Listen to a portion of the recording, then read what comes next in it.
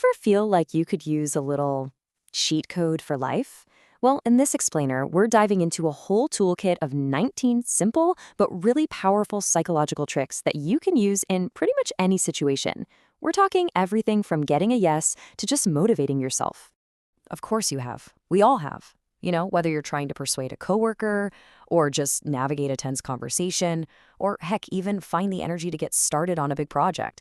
So let's get right into it and explore some simple methods, all backed by psychology, that can give you that exact edge you're looking for. So we've broken down these 19 tricks into a kind of mental toolkit you can just pull from whenever you need it. Let's kick things off with our first set of tools, the art of persuasion. Okay, so this first batch of tricks is all about being proactive in how you communicate. How to frame your words and actions to get those positive outcomes and get people to really see things your way. This one is so subtle, but it's a total game changer. See, when you ask, could you do this? You're really just asking a theoretical question. I mean, the answer could be, yeah, I could, but that's not a commitment. If you switch it to a direct command, like, please do this, it just cuts through the ambiguity. It makes it way more likely the thing will actually get done. Here are a few more little hacks to get people on your side. First up, ask for help. It's kind of counterintuitive, but it makes the other person feel valued and smart, which actually improves how they feel about you. Next, try a subtle nod. When you're asking a question or just listening, nodding along non-verbally encourages them to agree with you. And finally, a casual challenge. Something like, I bet you can't. Well, that taps right into our natural desire to prove ourselves. All right, let's level up.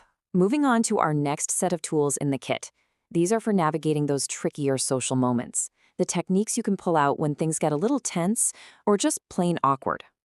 You know that feeling, right? You're in a conversation, you ask a direct question, and all you get back is this wall of vagueness. It's so frustrating. Well, believe it or not, there's a super simple, non-confrontational way to get them to open up. Seriously, that's it. That's the whole trick. You just stop talking and look at them. That silence starts to feel really heavy, and most people just feel this immense pressure to fill it. They'll often just keep talking, giving you the details you were after, sometimes without even realizing what they're doing. It is shockingly powerful.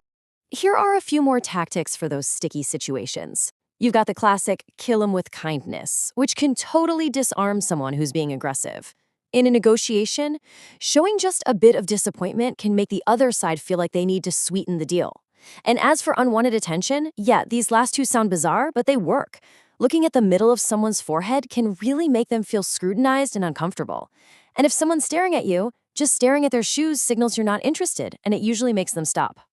Nobody likes getting called out, right? So when you need to correct someone, how you frame it is everything. Saying you didn't immediately puts people on the defensive. But if you focus on the event itself, the window was left open, you're just stating a fact without pointing a finger. This lets them learn from the mistake without feeling attacked. Okay, for our final section, we're going to turn these psychological tools inward.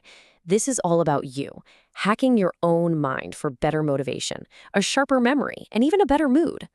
I know, this one sounds absolutely ridiculous, but trust me on this, you gotta try it. The second your alarm goes off, before you even have time to think about it, just sit up, make two fists, and yell, yeah! It's like this physical jolt that actually tricks your brain into feeling energized and ready to take on the day. You ever get halfway to work and that sudden panic hits you? Did I lock the front door? Here's the trick.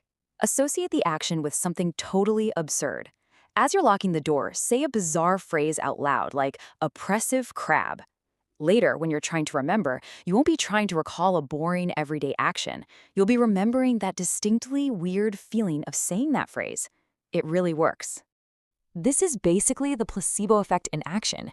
It's fake it till you make it for your brain. A study from Colorado College actually found that if you can genuinely convince yourself that you're well rested, even when you're totally not, your brain can perform better. It's just a fascinating look at how powerful our own beliefs are. So you're trying to motivate someone who's just dragging their feet. The last thing you want to do is drop a huge task on them. Instead, you frame it as, hey, just start with this. It feels so much less intimidating. Then, once they've done that tiny part, you praise them, and then you say, okay, now continue with this. You're basically breaking down a giant mountain into a series of small, easy-to-climb hills. Public speaking, yikes. For a lot of us, it's terrifying. But listen, a simple bottle of water can be your best friend up there. It's not just for a dry mouth. Think of it as a prop. Taking a sip gives you this natural built-in pause to gather your thoughts if you lose your place. Oh, and admitting you're a bit nervous, it's a magic trick. It makes you way more relatable and instantly lowers the pressure you're putting on yourself. And now for our last trick. This one is huge, and it's all based on a powerful memory bias. It can make a massive difference in high-stakes situations, like, say, a job interview. So there's this thing our brains do. Psychologists call it the serial position effect. Basically, our brains are wired to remember the very first things and the very last things in a series much, much better than anything that happens in between. All that stuff in the middle, it just kind of turns into a blur. So, how can you use this to your advantage? It's simple. When you're scheduling that interview, always try to be the very first candidate of the day or the absolute last one. This way, you become one of those memorable bookends, not just another face lost in that forgettable middle. It's a simple little scheduling trick that can give you a major leg up. And there you have it, 19 simple but really powerful psychological tricks for your toolkit. They're ready to go whenever you need them, for persuasion, for social situations, and for mastering your own mind. But here's the thing to remember. You've got to use this knowledge thoughtfully. I mean, these tools can definitely build better relationships and improve your communication, but they can also be used to deceive. So we're going to leave you with this question to chew on. Where exactly do you draw the line between influence and manipulation?